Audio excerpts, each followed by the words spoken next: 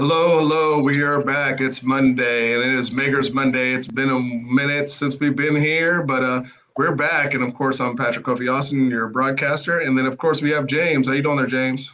I'm good. It's Monday and we're back. Like you said, I am very excited tonight to talk to Katie. But before we get to there, um, let me just say that we really do appreciate everybody that's watched this show.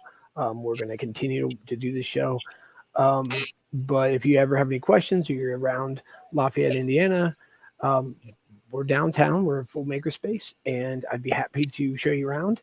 You can message me or email me at james@mbx.studio, and you can learn more about the makerspace there.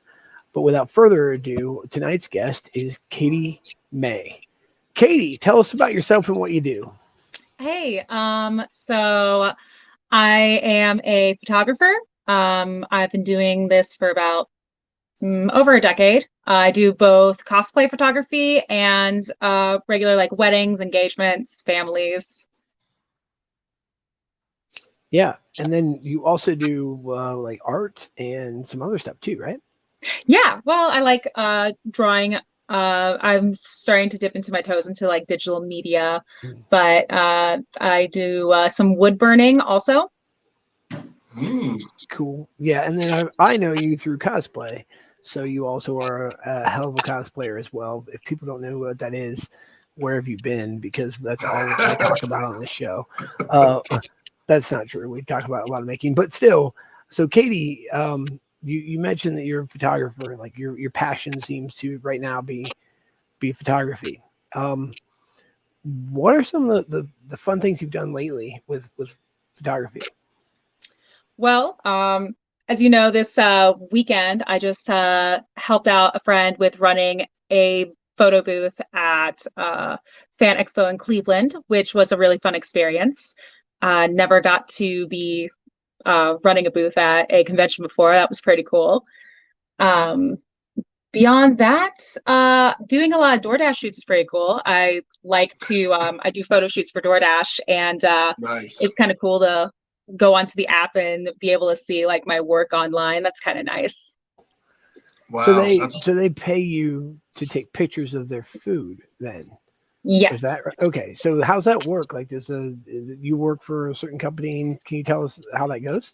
Yeah. So I work for a photo company called Snapper actually, and it's through there that DoorDash will end up booking me out, and so they'll book me through Snapper and pair me up with a restaurant, and then I have to contact the restaurant client, whichever contact I get. Normally it's like a owner or a manager of the establishment, and just confirm details with them on there, make sure the time that we have set is all good, and then I just show up, set up, and take photos of whatever dishes they bring out for me.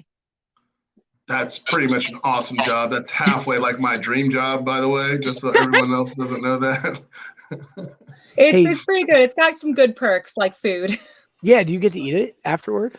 Sometimes, Okay. since most of since the food really can't be sold after I'm like messing with it and stuff, a lot of the times the restaurants will ask me like if I want to take a dish or two, or sometimes they give me all of the food that I photograph with them. Those are awesome days. I get to feed the whole household. Yeah, and they also do some like trickery, right? Sometimes with Yeah. some food to make it look more delicious than it probably actually is, or more, juicy. Well, Right? actually, those they do that for like a lot of I guess more bigger brands and different like commercials, but for the DoorDash shoots, it's all just their actual food, like no visual magic or anything. Well, hey, that's really awesome to know that you're literally getting what you're seeing. Yeah, Yeah. that's really nice with it. Like whenever you see the photo on DoorDash, it's actually the food, except for like I think a couple exceptions would be I think like some bigger chains like McDonald's and stuff. They might have some help in there. Yeah, they probably have some stock photos that they just throw in there. Like, yeah, let's go.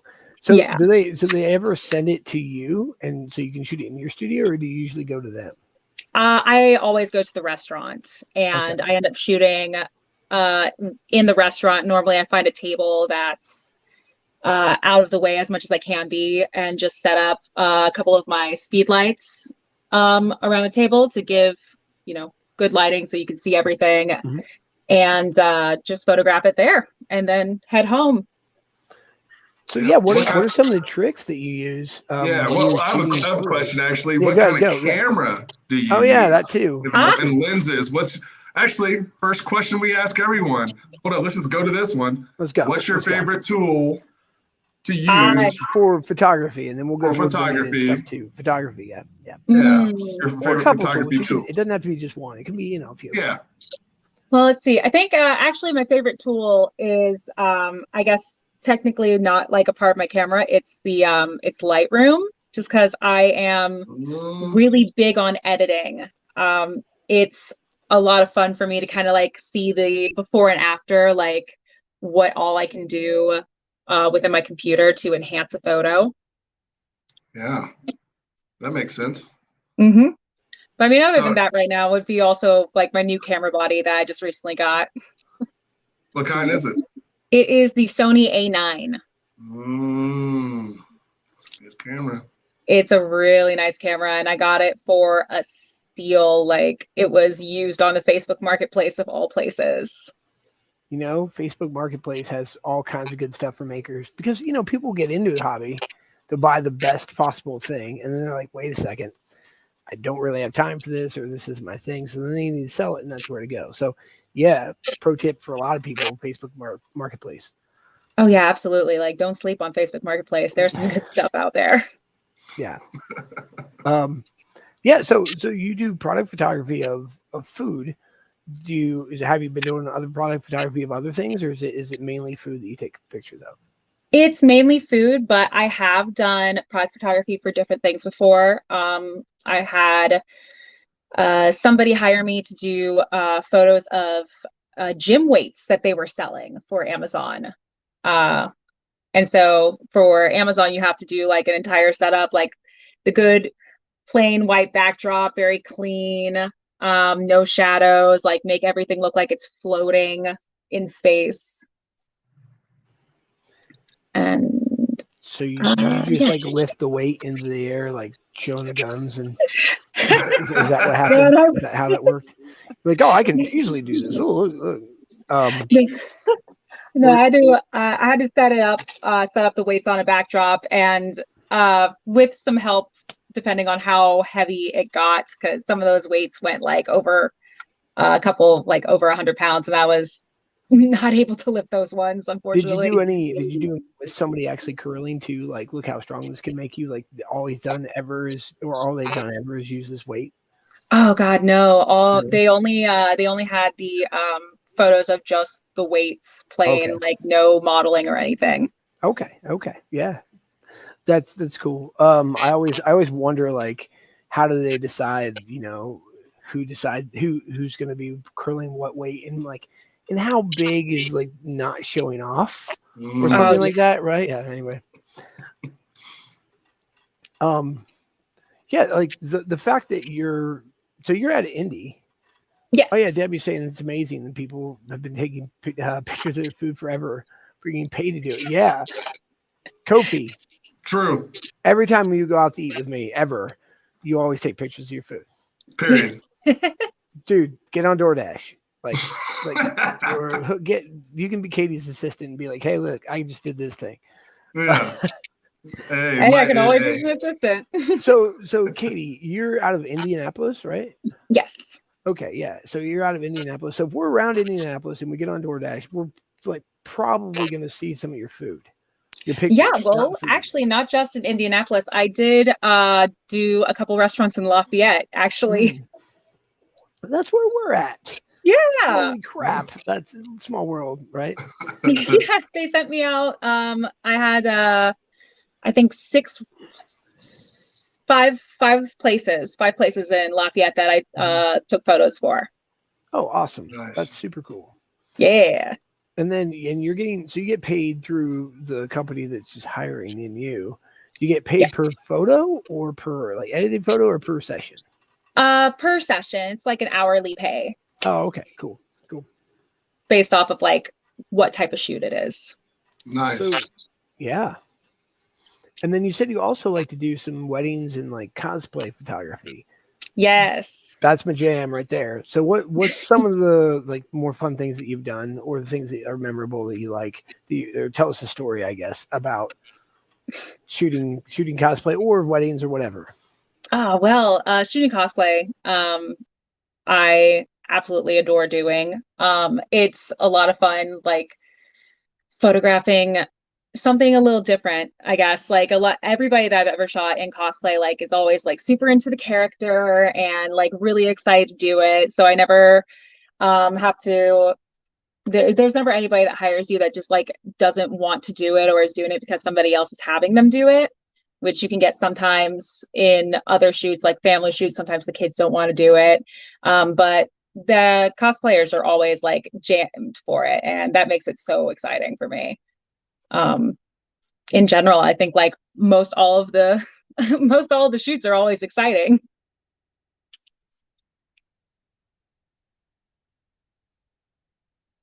Definitely can see that. Yeah. I mean, No. who doesn't want to get the picture of their detail of their suit or costume that they spent months and months creating?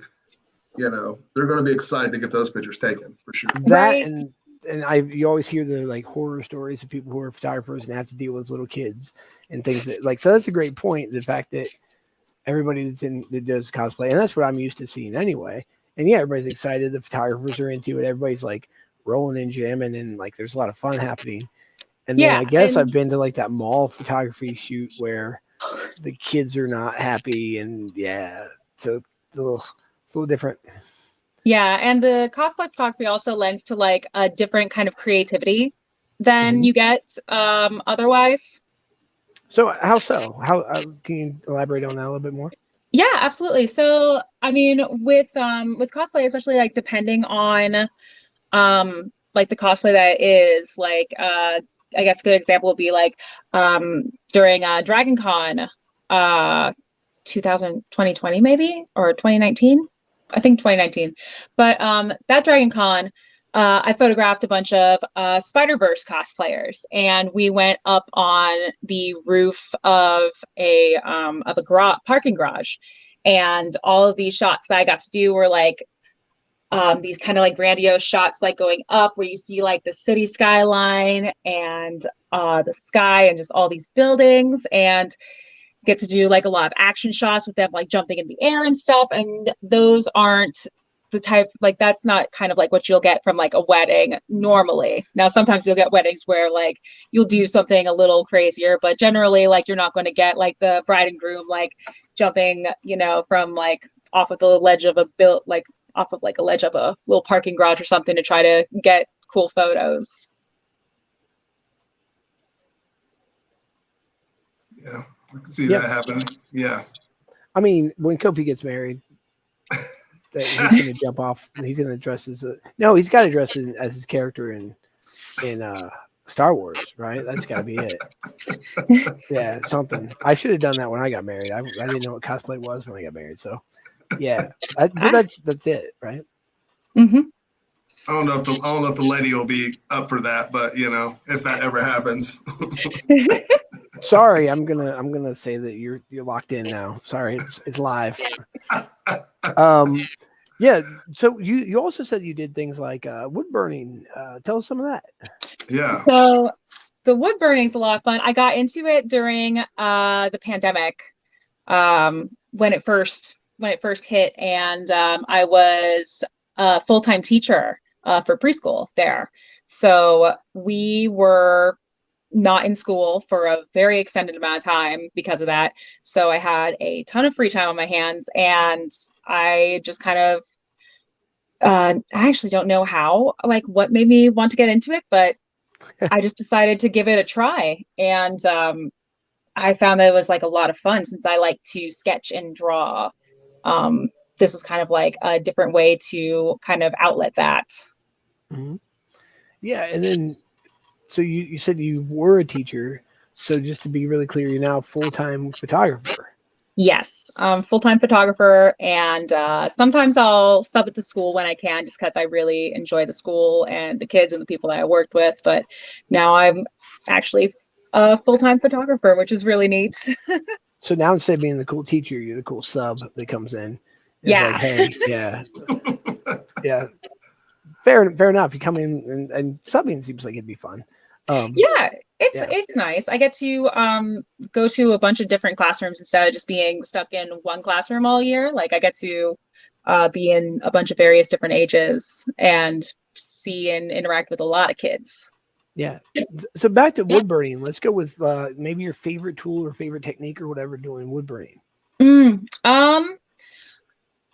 I guess let's see. My favorite one for wood burning. Actually, right now I've got a really cool wood burning tool. It's like I think I got it from like a Michael's. It was like 90 some dollars, and it's got like the big battery base and a cord for the pen separately attached, and you can change like it's got a dial so you can change like how high up you want the heat to be. Which is really awesome because that can affect like how deep and dark the burn is on there. Mm-hmm. So it makes it really neat being able to kind of like use that to get like a different look between like the parts that you're burning. Sweet, That's sweet. good. So you also do like hand like artistry, right? Like drawing.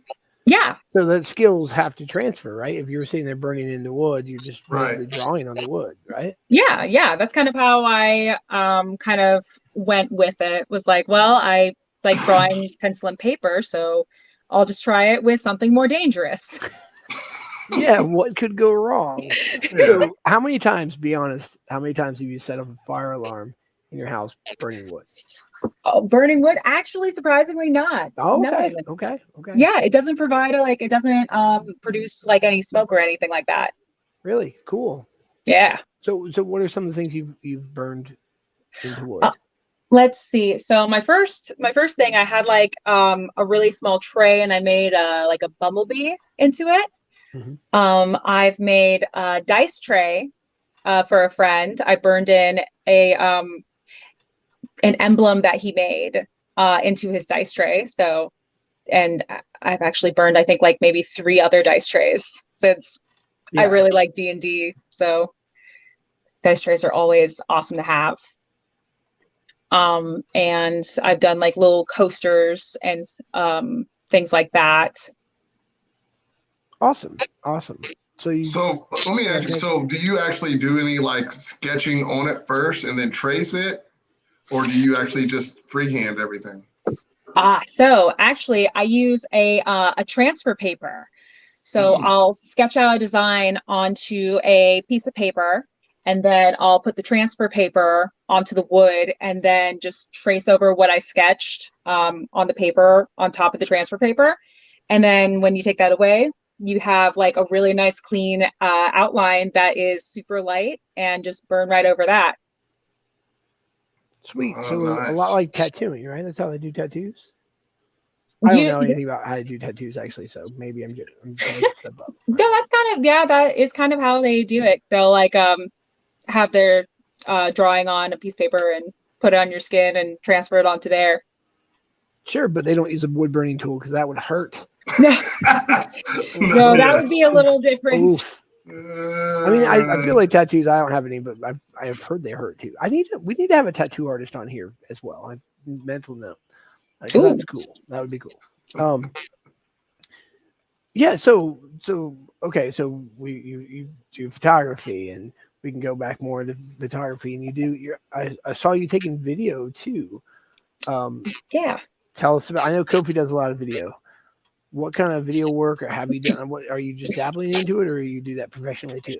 I am. I've been dabbling into it. I have actually a business partner and friend of mine does videography, and he's been kind of teaching me a little bit like how to I guess like transfer my knowledge of taking photos over to video and getting me kind of a little versed and skilled in that. So I've been taking that advice and just practicing just like taking footage and editing it and putting it together, but I haven't done it in a professional sense yet.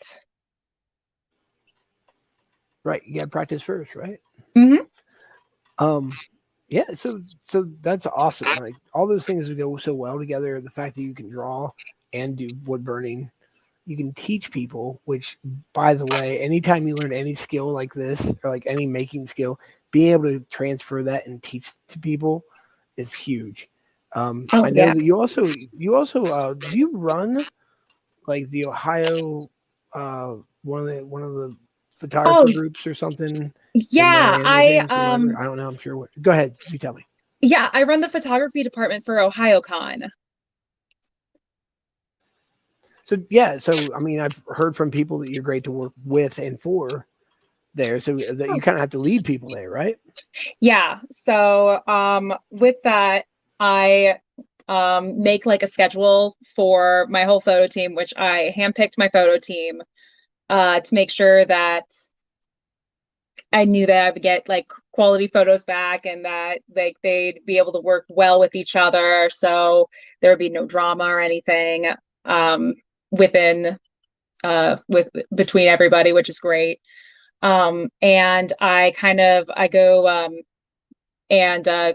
go and talk with like leadership and relay information from them to my crew and make sure that my crew is all good and running and has no problems with I guess all of their shoots through today. All right. So what's one of the worst things that's gone wrong that you've ended up fixing in that setting, or in wood burning or wherever? Like, tell me about a fail that you turned around. Can you think of something? I know we're just on the spot, so you take a minute to think about it. Let's see. As far as with the OhioCon leading, I do know that it was definitely a rough go our first year because having the team together because we only had 3 of us on the team to cover the entirety of the convention, and it's like it's a good size pretty good size convention. It's got like a lot of distance between like the con floor and where all of the panels are. And so the three of us were running around continually to get footage of everything that we needed, like nonstop. It was absolutely insane.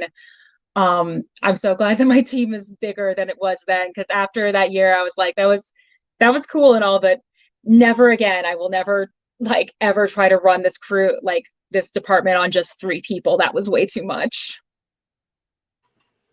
Yeah, that's why they made you the leader, because you made it happen with 3. Right? Yeah, Or well, I I guess had you were the like 2 leader really during that good time. crew But yeah, members. wow. Because I mean, I've seen photographers at conventions, and they are like at times literally running to try to catch some celebrity, to catch some panel or something that's going on. So tell us about some of the planning that happens that goes into that. Like, how long does it take to plan once you know? Not surprisingly, like not at least from my end, not a ton, not super long as you might think. Um, I just kind of have to wait for the schedule to kind of get together. And once the schedule's together, then I can look at it and kind of figure out like what panels are important, what events like there are that we want to cover. And then I'll put out like a timeline for the entire weekend, and then just kind of like color code assign photographers to each important event or a panel that we want to catch, and make sure that they're don't have any overlap between panels, or that they have like enough time to kind of relax if they want to, or something that they're not like continually running around, and send that out to the crew. Right. So how do you decide who shoots what? Do you like let them pick ever, or is it more of a you're really good at this kind of thing, so I'm going to send you over here? It's a bit of both. I do ask them if there is anything specifically that they want to cover, because I want the event to also be fun for them. Since doing convention work is volunteering, them having fun is very important so that they'll want to come back again to work again with me. So I'll ask them like, hey, is there any panels that you or events that you particularly really want to cover? And I'll make sure that you are on there. And if not, then I just kind of go with a little bit of who would do really well shooting this and who do I think would have fun shooting it. Yeah, because there's nothing worse than going to shoot, especially if you're a creative, going to go do something that you dread. Oh yeah, God. It's true. Really Yeah, ruins so the creative energy. it's just like every time I ask Kofi to do something, I have to like beg him because he just dreads working with me. Yeah. That's definitely it. Yeah. We never have fun ever. That's the plan. No. So no, I think you bring up a really good point, right? So having fun while making either photography or doing all these things, like we all do it for lots of different reasons, but a lot of it is we're just learning these things, and while we're learning, we need to be able to have fun doing it, or else we're not going to do it. That's a big part of learning.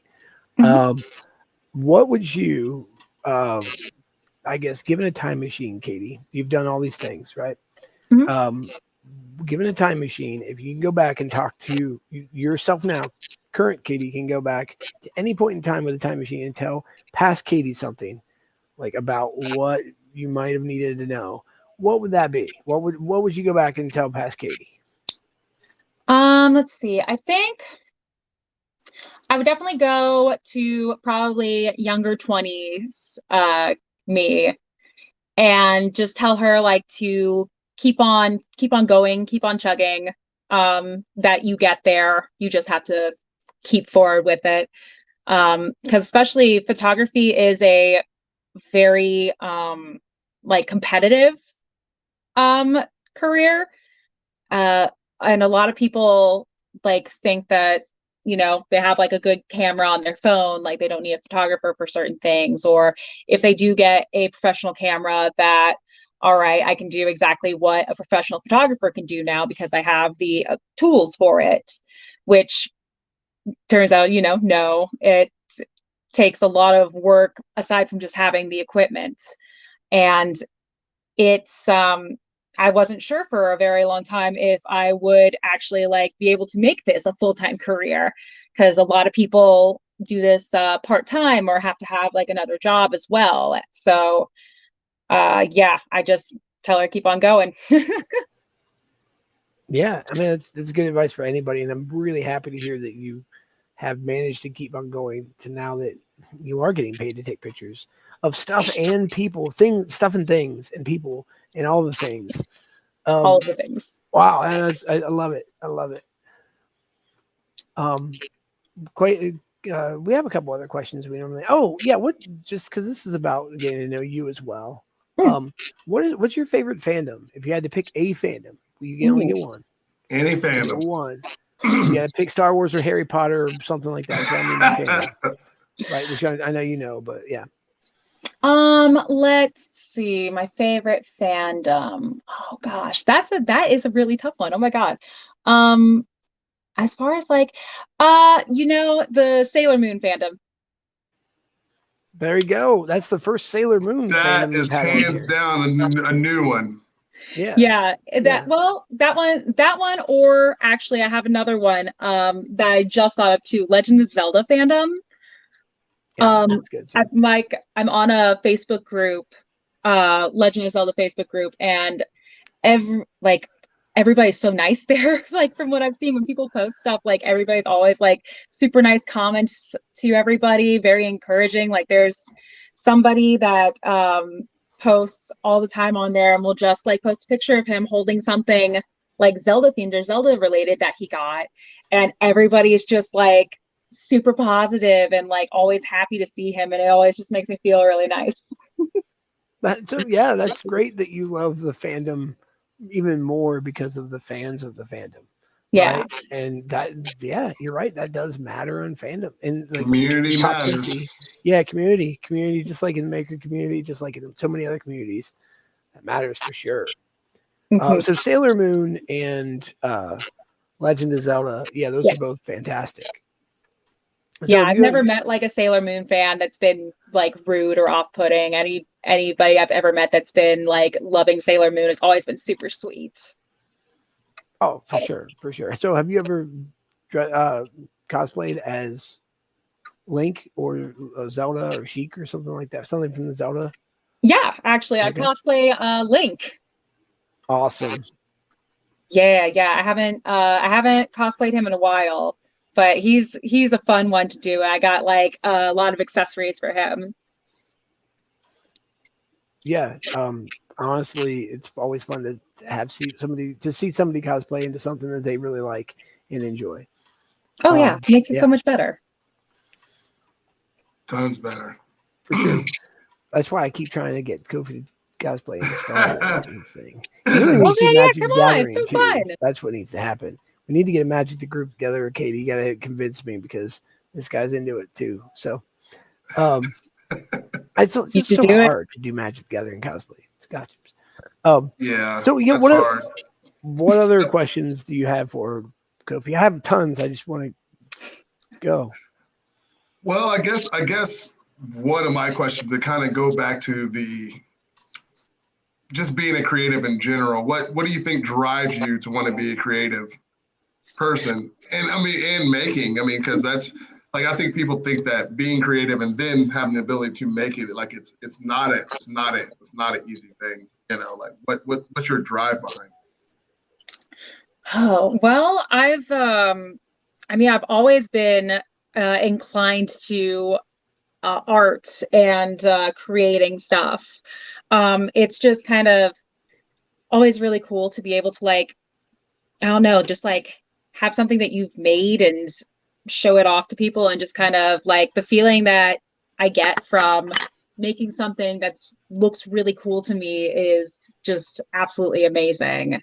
Um, I guess that just kind of I guess that's kind of what drives me is just kind of like the I guess the prideful moment of like, hey, I made something that looks really, really cool, and that makes me feel really nice.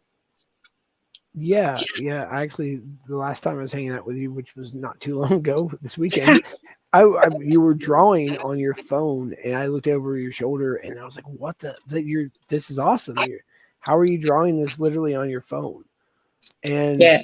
yeah, like that you said you were drawing with like a D&D character or your D&D group and Mhm. stuff that you're passionate about. So is this typically the kind of thing you want to do, like your artwork? You said you did D&D, like dice boxes, stuff like that. So it's all driven by like just the thing you like for the most part.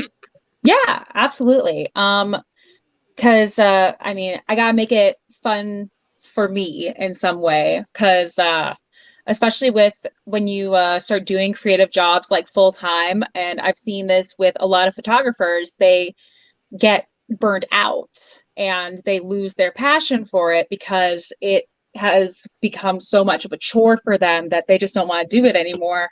So I've got to, keep making it fun for myself so that I don't lose that passion, especially if I'm like get super busy. it? Yeah, Right. Right. yeah. Every as Randall would say, this job would be great if it wasn't for the customer. Sometimes when you're creative, but Yeah. yeah, it's like yeah, that's kind of why I asked you that of being creative, what keeps you going, because Mhm. you know it can suck if you're not doing something you like and not like, let's say you don't like it, but doing so much of it sometimes it can kind of drain you. Yeah. Yeah. Burnout is definitely something that we hear about a decent amount on this show, and also just in general with makers. But what I really like about what you were saying, how you have it set up, is you have so many different things that you dabble in and are learning, and so some things you're learning, some things you're professional at, right? So you're able to and you can go and take pictures of different, like even different food or different people or weddings and things like that. Photography seems like, to me, I know that there's definitely photographers that burn out, but at least you're able to hit like different subject matter, that sort of thing. I guess if you're only doing one, it could be really, really rough. Yeah. The having the variety helps a lot with keeping everything kind of fresh and new. So it's not just repetitive and becomes mundane or anything for me. Mm-hmm. So if you were going to have to pick one, because I'm going to ask that question, which one thing would you have to keep if you had to only take pictures of one thing for the rest of your life? Like keep doing food or product. We'll do product photography, weddings, family, or cosplay. You got to pick one of those four. Oh man, what's it going to be? Well, that's hard because like I would like to keep weddings because they are where the money's at. Yeah.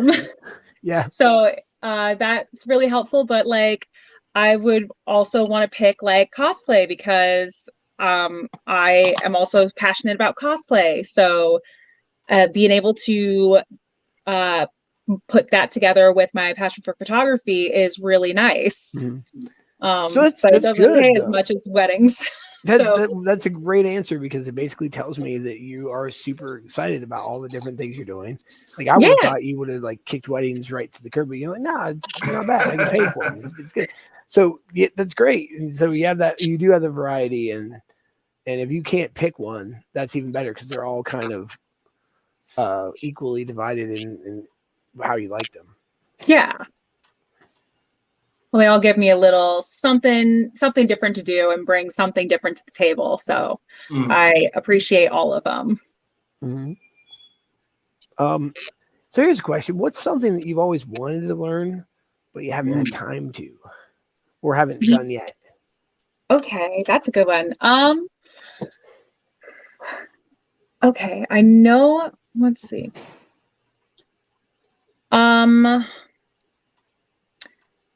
I guess, well, it would have been videography, but I'm trying to learn that now. Yeah, perfect, right? So that negates that from the question. I think what I would want to do, I guess, I've kind of been curious about like crocheting. Sweet. I've got a couple friends that do it, and it looks very relaxing and calming. Or actually, playing violin, actually. Playing violin. Sweet. Playing the violin. I played the violin when I was starting when I was in the 4th grade, like up until I was a sophomore in high school, and then I stopped playing and went from orchestra into show choir, and I just never picked it back up. But I still have a violin in my closet that I haven't touched and I haven't played in forever, but there's a lot of times where I'm just like, man, I would love to be able to pull that back up and play it again, but it's been so long since I've touched it, and I just have so many things going on that I just don't think that I have the time to try to reteach myself violin. Right. I mean, I imagine that since you've learned it once, you'd probably be able to get back on it and do it. But I also respect that. Like, that's always a hard question, right? Because it's like, what are the things you want to do that you can't, right? Yeah. Or that you don't have time for, or but that's cool to think of for later, right? For as life goes on, you can always crochet. I know there's a lot of things I have that that are the same way. I don't do now, but I would like to do later. So yeah, It's a hard question, but it's cool to learn. It's awesome that you played violin. Yeah, that was a fun time. So when you were growing up, did you think you were going to be a photographer? No, actually, when I was I think when I was like in high school, I wanted to be a fashion designer. Well, you do have a sense of fashion to yourself anyway. As somebody who has hung out with you a decent amount, you always can tell when Katie May walks through, right? It's like, hey, there's Katie. Which is also helpful for like being a photographer as well, because then people can know your style and be like, oh, hey, like let me track her down to go talk to her to book a shoot or something else like that. So it's helpful. Yeah. Well, also kind of, I kind of get a little bit of that concept with cosplay. Yeah. Oh, for sure. That's Yeah, totally fashion designer, and you're an artist. You draw, so you can probably draw out all your stuff before you make it. Is that kind of? I've definitely done that before a couple times with stuff. That's cool. Yeah, the drafting it and then planning it, and then you can take pictures of it afterward too. So, have you ever had to do that? Have you ever had to take pictures of yourself in costume, like maybe in a group setting or something like that? I've done that a couple times for myself, like set my camera up on a tripod and taken a couple photos of me in a costume. But they never turn out right. I'm not really good at camera self-portraits with myself. So sometimes I'll if I'm trying to get a good picture, I've kind of set my husband up to be able to kind of be able to click the button, frame me up right. So if I make all the settings, press this button, it's all set. Just press the button. Yeah. My wife does the same to me sometimes with the camera. I'm like, oh, okay. Yeah.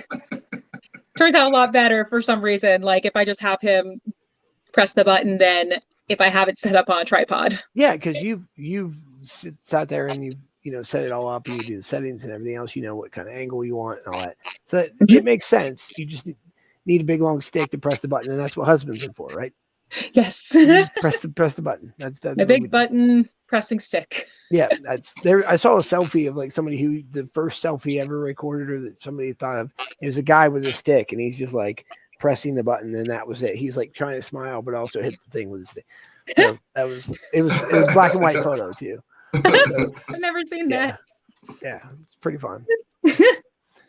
Yeah, and I mean now that TikTok's a thing, people are getting 100 crazy good at self portraits and self videos and all that stuff. That's a whole different skill set. Oh yeah.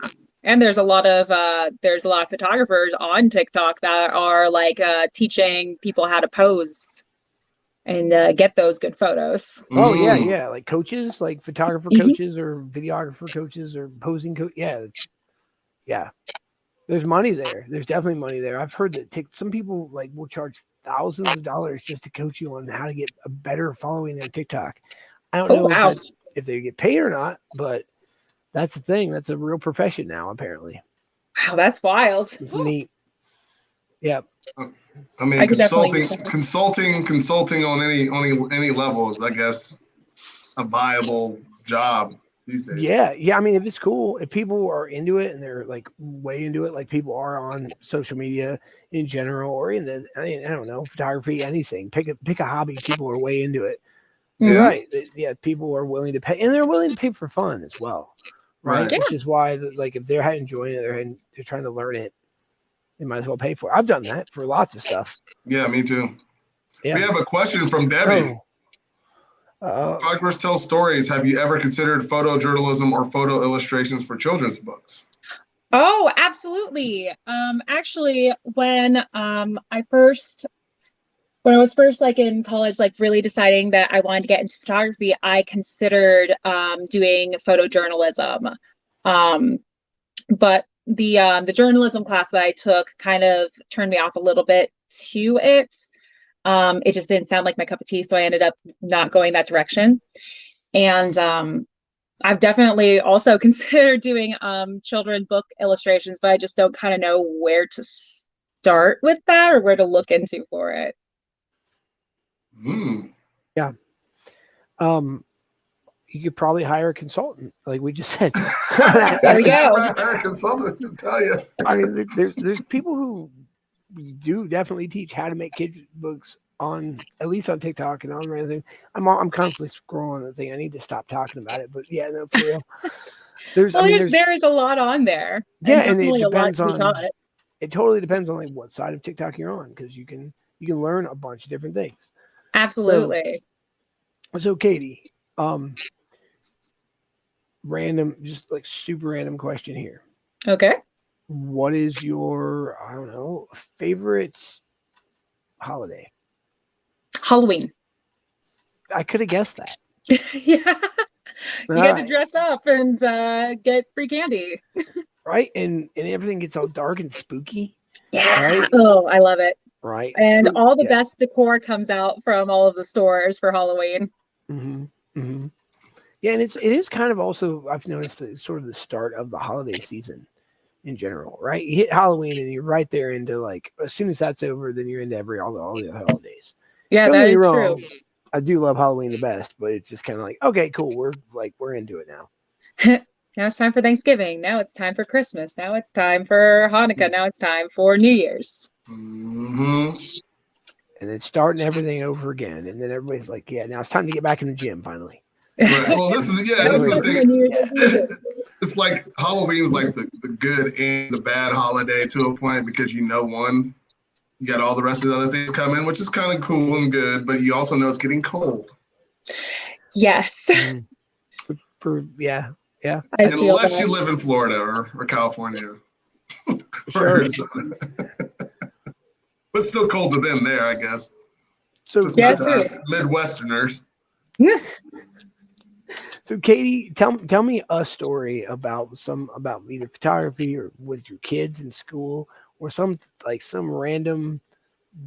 I don't know. I want to hear a story about something that you've done, um, that's just like quirky or funny or whatever, interesting or completely boring. I don't care.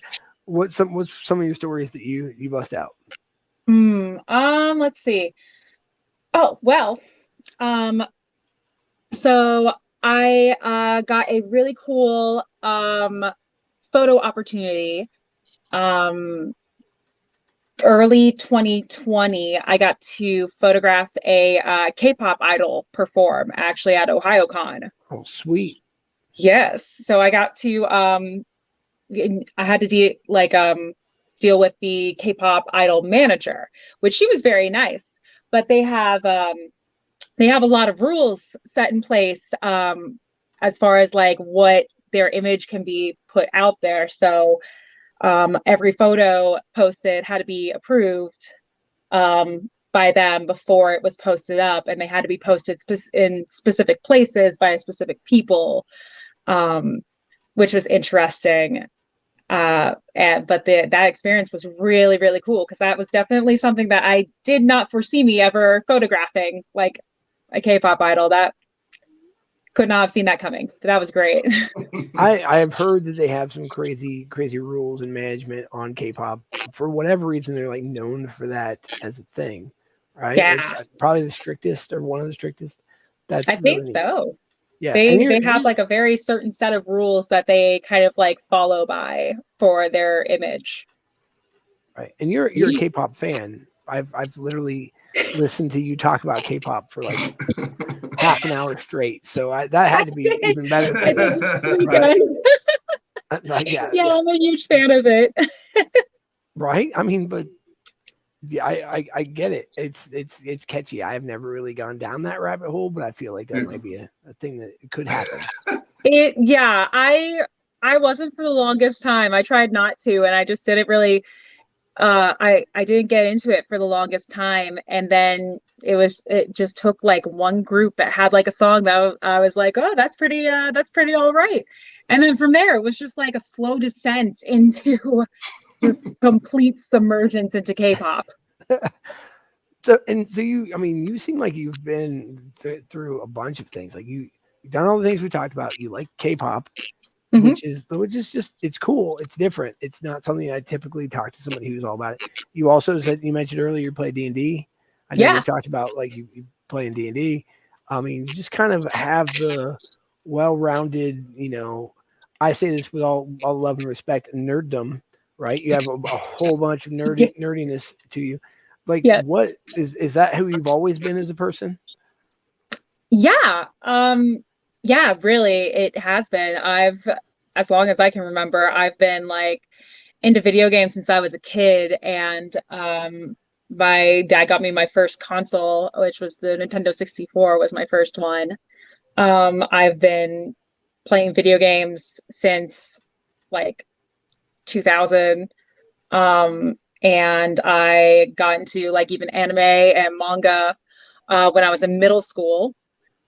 And then I started reading comics when I got older and getting into that stuff, and then got into D&D when I was when I was in my 20s, and it was just like a progressive like stepping down into like more and more nerdy endeavors. Or up into more and more cool shit, like That too. ascending into. No, it's fantastic. I see that all the time with people now, that they're like, oh, I didn't know anything about Marvel, and now like a year later they're just like total Marvel maniacs, right? They've seen every show, which is great. I mean, when I was a kid, I'm a little older than you are, but when I was a kid, we had to kind of like keep that on the down low, right? You kept your nerdiness on the down low. Oh So yeah, I now. had to do that in high school even. Okay. I remember like I was in the anime club at high school, and I didn't talk about it outside of the club, and all of my mangas like were hidden. If they were ever brought to school, they were hidden and nobody could see them. But now you professionally take pictures of people in costume. Yeah. And that's awesome. That's fantastic.